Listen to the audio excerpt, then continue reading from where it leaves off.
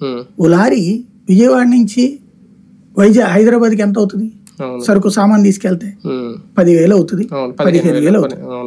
కానీ బెజవాడ నుంచి గుంటూరుకి ఇసుక తీసుకొస్తే 40,000 అంటే ఏంటి? అక్కడ పేరుకి గవర్నమెంట్కి ఇస్తుందేమో 3,000 రూపాయలు రేటు, లారీకి అయ్యే ఖర్చు 10,000 రూపాయలు, మిగతా అదంతా మధ్యలో వాడిది అంటున్నాడు, బ్రోకర్ అంటున్నాడు. కానీ ఇసుక మీద అంత క్రైసిస్ క్రియేట్ చేయాల్సిన అవసరం ఏమొచ్చింది అసలు అప్పుడు?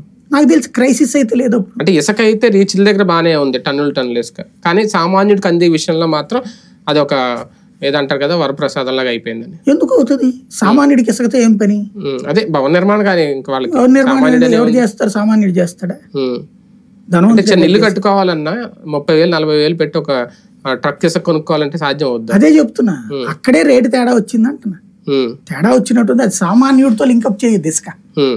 ఇసుక అనేది పేదవాడింటికి అప్పుడు ఫ్రీగానే పెట్టారు, కాబట్టి పేదవాడు డైరెక్ట్ గా తీసుకెళ్లేదట వీళ్ళ దగ్గర కొనాల్సిందే. కాన్సెప్ట్ అలా ఇసుక విషయంలో మెయిన్ సమస్యల్లో ఏంటంటే కంట్రోలింగ్ లేకపోవడం. 3 రకాల విధానాలు పెట్టారు, 3 ఫెయిల్ అయ్యాయి. అది మెయిన్ మైనస్. దాంతోపాటు గవర్నమెంట్ నెలకు ఏడాదికి ఒక 750 కోట్ల రూపాయలు డబ్బులు సంపాదించుకుంది దాని మీద.